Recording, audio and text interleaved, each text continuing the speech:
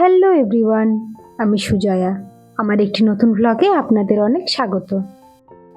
আজ দিনটি হলো 28শে ডিসেম্বর, রবিবার। শীতকালের একটি ছুটির দিন এমনি এমনি ঘরে বসে কাটিয়ে দেবো, তা ভাবতেই কেমন একটা লাগছে। গতকাল রাত্রে সেরকম কোনো প্ল্যানিং কিন্তু মাথায় আসেনি, তবে সকালে উঠেই কর্তা আর গিন্নি দুজনেরই মন যেন ছুটতে চাইছে বাইরের দিকে। তাই আর সময় নষ্ট না করে সকাল 8টায় ঘুম থেকে উঠে প্ল্যানিং করে নিয়ে বেরিয়ে পড়লাম 11টা নাগাদ পারশনাথের পথে। আসানসোল থেকে পারশনাথের ডিস্টেন্স প্রায় 140 কিলোমিটারের মতো। আপনি ট্রেন পথে বা সড়ক পথে দুভাবেই পারশনাথ আসতে পারেন। ট্রেন পথে যেতে গেলে আপনাকে নিকটতম স্টেশন পারশনাথ স্টেশনেই নামতে হবে। এবার সেখান থেকে আপনাকে সড়ক পথ ধরে যেতে হবে। অনেকটাই রাস্তা, আর মাঝে যেতে যেতে একটি জায়গায় ছোট্ট একটা ব্রেক নেবার জন্য দাঁড়িয়েছিলাম, আর সেখান থেকেই এই চারিপা সুন্দর দৃশ্যটি উপলব্ধি করলাম। চলুন আবার এগিয়ে চলি। ঝাড়খণ্ডের এই রাস্তা দিয়ে এগিয়ে যেতে যেতে দুপাশে প্রচুর এরকম ছোটোখাটো পাহাড় দেখতে পাওয়া যায়, তবে আজ সেরকম পরিষ্কার দেখা যাচ্ছে না। শীতকাল তো, চারিপাশে একটু কুয়াশা রয়েছে। এখান থেকে রাস্তা দুভাগে ভাগ হয়ে গেছে, আর আমরা চলে যাব বাঁ দিকে। এই রাস্তাটিও বেশ সুন্দর, দুপাশে সবুজ ছোট ছোট জঙ্গলে ভরা, আর মাঝ দিয়ে চলে গেছে আঁকাবাঁকা পাকা রাস্তা। রাস্তার পাশে বোর্ড দেখে যা বুঝছি, তাতে করে আর মাত্র 14 কিলোমিটার রয়েছে এখান থেকে। আর এই গেটটি এখন তৈরি করা হচ্ছে। এটি হলো পরেশনাথ মন্দিরে ঢোকার মেন গেট। রাস্তার দুপাশ দেখে যা বুঝছি, পরেশনাথ যাওয়ার জন্য গাড়ি পার্কিং করা এখান থেকেই বোধহয় শুরু হয়ে গেছে। আস্তে আস্তে শুনলাম অনেকেই বলছে এখানেই গাড়ি পার্কিং করতে হবে, আগে প্রচুর জ্যাম রয়েছে।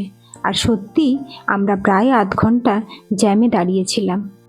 তবে প্রণব কোনো কথা না শুনে ও এগিয়ে চলল যতটা সম্ভব আগে যাওয়া যায়।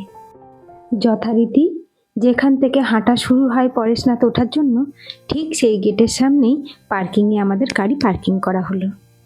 এখন বাজে প্রায় বেলা 2টো, আর এখন যদি আমরা হাঁটা শুরু করি তাহলে আর আজ পৌঁছাতে পারবো না। তাই এখান থেকে আমরা একটি বাইক ভাড়া করলাম। বাইকটির ভাড়া পড়ল 2000। এখান থেকে আপনি যদি হেঁটে ওঠেন তাহলে ডিস্টেন্স পড়বে প্রায় 10 কিলোমিটারের মতো, আর আপনি যদি বাইকে ওঠেন তাহলে সেটা হয়ে দাঁড়াবে 17 কিলোমিটার। ওপরে ওঠার জন্য আপনার কাছে 3টি অপশন রয়েছে, 1 হেঁটে, 2 বাইকে, আর 3 নম্বর পিঠু। এখন আমরা যে রাস্তা দিয়ে যাচ্ছি এই রাস্তাটি শুধুমাত্র বাইকের জন্য, তবে কোথাও কোথাও বাইক আর হেঁটে ওঠার রাস্তা মিলিত হয়ে গেছে। আবার সেখান থেকে দুভাগে ভাগ হয়ে গেছে, একদিকে বাইক আর একদিকে হেঁটে ওঠার জন্য। তবে আপনার হাতে যদি সময় থাকে আমি সাজেস্ট করব হেঁটে উঠবেন, তাতে করে প্রকৃতিকে খুব সুন্দরভাবে অনুভব করা যায়, আর সঙ্গে বাইকে ওঠার যে কষ্ট আর যে রিস্ক রয়েছে তা থেকে বাঁচবেন। তবে আমাদের হাতে সময় খুব কম ছিল বলে আমাদেরকে বাধ্য হয়েই বাইক নিতে হয়েছে। বাইকের রাস্তা প্রচণ্ড খারাপ, আর সঙ্গে ভীষণ ঝুঁকিও রয়েছে। আমি আর জিশান তো ভয় পাচ্ছিলামই, তার সঙ্গে সঙ্গে প্রণবও প্রচণ্ড ভয় পেয়েছিল। ও ভগবানের নাম করতে করতে গেছে। এই 17 কিলোমিটার উঠতে আমাদের সময় লেগেছে প্রায় 1 ঘন্টার মতো। তবে আমরা মাঝখানে 2-1বার দাঁড়িয়েওছি। তবে যিনি বাইক চালাচ্ছিলেন উনি কিন্তু বেশ সাপোর্টিভ। আমরা ভয় পাচ্ছি দেখে উনি সমানে কিন্তু আমাদেরকে সাহস জুগিয়ে গেছেন, আর সঙ্গে উনি বেশ স্টেডিও কিন্তু। চলুন 5 মিনিট দাঁড়িয়ে কোমরটা একটু ছাড়িয়ে নিয়েছি, আবার চেপে পড়ি। এখনও নাকি অর্ধেক রাস্তা বাকি রয়েছে।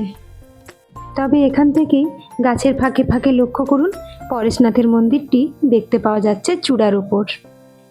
নীল আকাশের মাঝে সাদা মন্দিরটি অপরূপ লাগছে দূর থেকে দেখতে। আর রাস্তার অবস্থা একবার দেখুন, ওই যে দূরে পাহাড়ে চূড়ার ওপর সাদা মন্দিরটি, ওটি হলো পরেশনাথের মন্দির। আমাদের ওখানেই পৌঁছাতে হবে।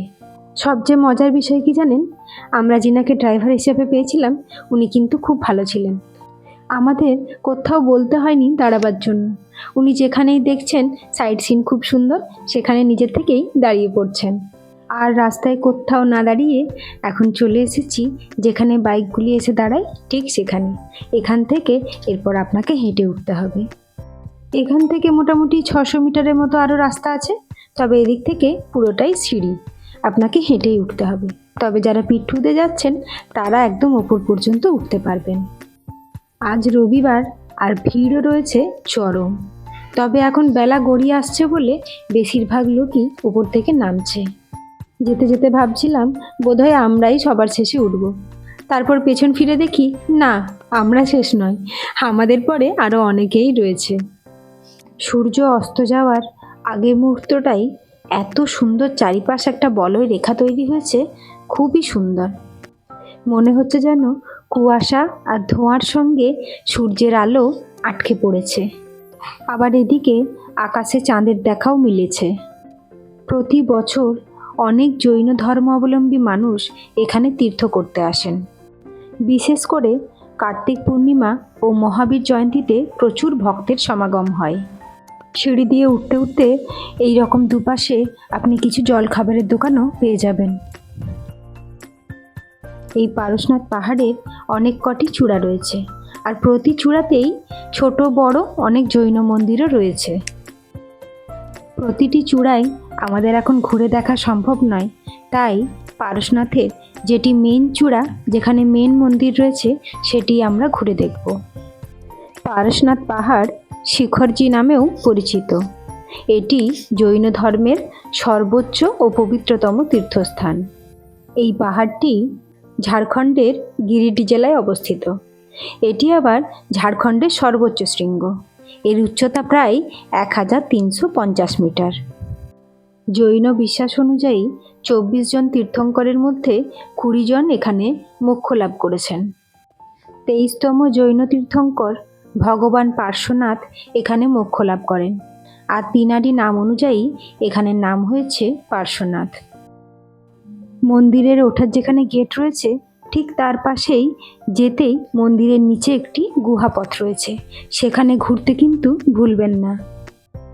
ভেতরটি রয়েছে অন্ধকার, তবুও যেতে খুব একটা অসুবিধে হয়নি। ভেতরে প্রদীপ জ্বলছে এবং অনেকেই সেখানে বসে ঠাকুরের নাম করছেন। ঠাকুরকে প্রণাম করে সেখানে পুরোহিত মশাইয়ের কাছে প্রসাদ নিয়ে বেরিয়ে এলাম। এতটা উপরে রয়েছি তো বেশ ঠান্ডা হাওয়া বইছে, আর জিশান তো পুরো কেঁপে গেছে।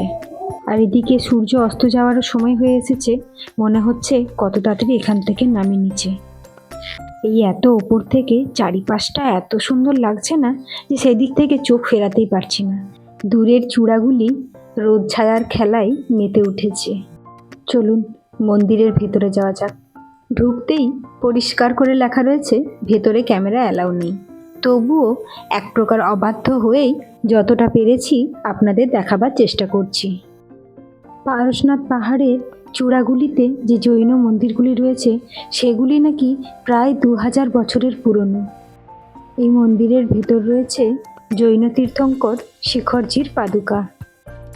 মন্দিরের চারিপাশ এখন বোধহয় পুনর্নির্মাণের কাজ চলছে, তাই চারিপাশ আর এক পাক ঘুরতে পারলাম না। এরপর সূর্য দেবতারও অস্ত যাওয়ার পালা, তাই চলুন আমরাও আস্তে আস্তে নিচের দিকে নামি। ঠান্ডাটাও আজ বেশ রয়েছে। জিশানের যা ছিল সে তা তো পরেই নিয়েছে, এমনকি আমার কানে গলায় যা ছিল সেগুলো ওকে বেঁধে দেওয়া হয়েছে, তাও ঠান্ডা আর কমছে না। যেতে যেতে যে দোকানগুলি দেখেছিলাম দুপাশে ছিল, সেগুলিতে এখন আগুন ধরিয়েছে, আর সেখানে একবার করে জিশান হাতগুলো সেঁকে নিচ্ছে। ওর বোধহয় শরীরটা একটু খারাপ করছে, কিন্তু কি বলুন তো, ও ঘুরতে পেলে না ও শরীরের দিকে আর ধ্যান দেয় না, যদিও এটা একটা খারাপ ব্যাপার। যতবারই ওকে জিজ্ঞাসা করছি যে তোর কোনো শরীর খারাপ লাগছে কি না, ততবারই ও নাই বলছে। অন্ধকার হয়ে আসছে, তবুও দূরের চূড়ার যাওয়ার রাস্তাগুলো কিন্তু এখনো বেশ স্পষ্ট দেখা যাচ্ছে। যেখানে আমাদের গাড়ি নামিয়েছিল ঠিক সেখান থেকেই আবার বাইকে উঠলাম। তবে এবার যাবার সময় আর সেই রাস্তা দিয়ে যাব না। যাবার সময় আমরা যে রাস্তা দিয়ে সবাই হেঁটে উঠছে, ঠিক সেই রাস্তা দিয়েই আমরা নামবো। অন্ধকার ঘনিয়ে এলে যে রাস্তা দিয়ে আমরা বাইকে করে উঠেছিলাম, সেই রাস্তাটি নাকি বন্ধ করে দেওয়া হয়, আর এখন এই রাস্তাটি খুলে দেওয়া হয়, যেদিক দিয়ে সবাই হেঁটে উঠেছিল। তবে সত্যি বলতে এই রাস্তা দিয়েও কিন্তু বাইকে করে নামতে বেশ ভয় লাগছিল। কোথাও কোথাও বেশ উঁচু উঁচু সিঁড়ি রয়েছে, সেই দু এক জায়গায় আমাদের নামিয়ে দিয়েছিল, বাকি ছোট ছোট সিঁড়িগুলি বাইকেই নেমে যাচ্ছিলাম। যদিও যিনি বাইক চালাচ্ছেন তিনি বেশ অভিজ্ঞ আর ভালো চালাচ্ছিলেন, তবুও আমাদের একটা ভয় মনে ছিলই। টার্নিংগুলি এমনভাবে ঘুরছিল আর পাশে ছিল গভীর খাদ, একটু তো ভয় লাগবেই।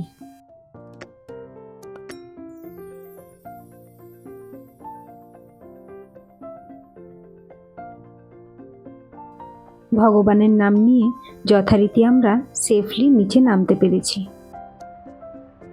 আমার ভিডিওগুলি যদি আপনাদের ভালো লেগে থাকে তাহলে লাইক, শেয়ার আর সাবস্ক্রাইব করতে ভুলবেন না কিন্তু। আজ তাহলে ভিডিওটা এই পর্যন্তই থাক। আপনাদের সঙ্গে দেখা হবে আবার একটি নতুন ভিডিওতে। ততক্ষণের জন্য টাটা।